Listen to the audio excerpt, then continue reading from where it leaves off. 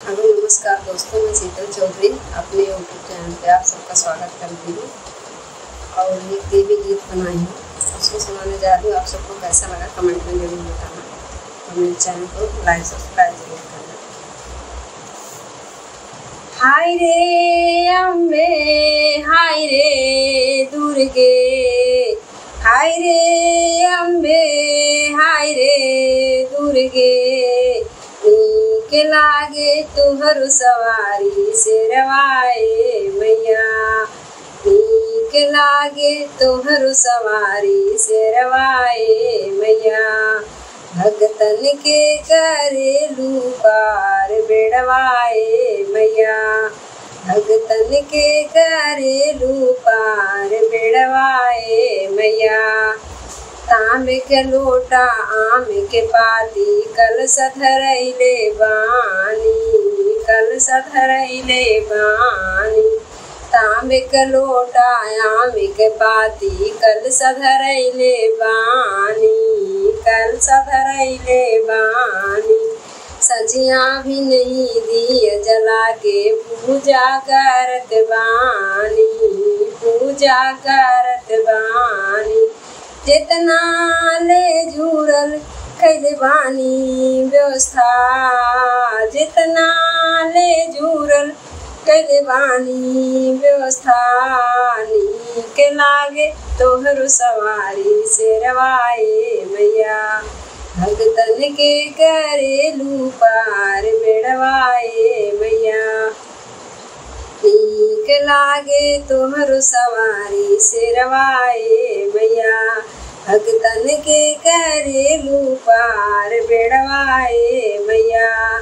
रोई रोई अंधा करे सुनीला पुकार हो, सुनीला पुकार हो, रोई रोई अंधा करे सुनीला पुकार हो, सुनीला पुकार हो।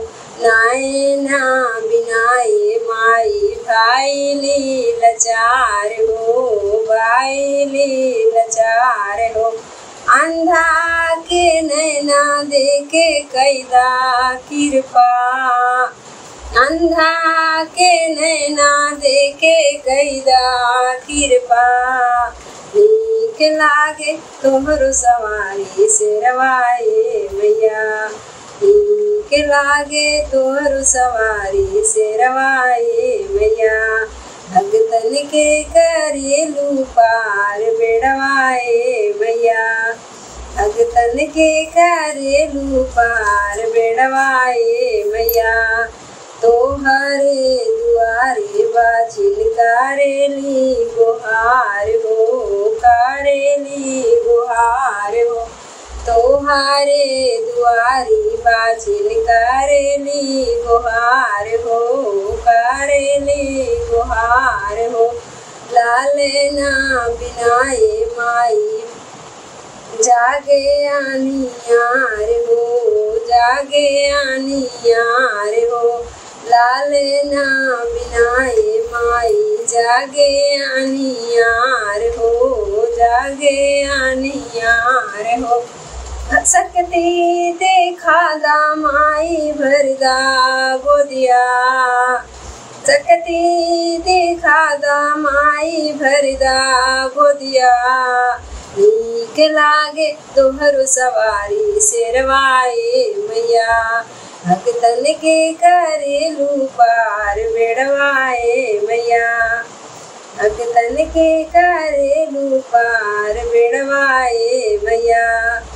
हमरा पे कैलू माई बहुत मेहरबानी, बहुत मेहरबानी, हमरा पे कैलू माई बहुत मेहरबानी, बहुत मेहरबानी। तोहरे कृपा से हम माई गाना लिखतानी, गाना लिखतानी, तोहरे कृपा से हम माई गाना लिखतानी, गाना लिखतानी। भक्ति के अपने देखलू शक्ति भक्ति के अपने देखलू शक्ति नीक लागे तोहरो सवारी शेरवाए मैया भगतन के करेलू पार बेड़वाए मैया नीक लागे तोहरो सवारी शेरवाए मैया भगतन के करेलू पार बेड़वाए मैया हाय रे अम्बे हाय रे दुर्गे हाय रे अम्बे हाय रे दुर्गे नीक लागे तोहर सवारी सिरवाए मैया भगतन के करेलू पार बेड़वाए मैया।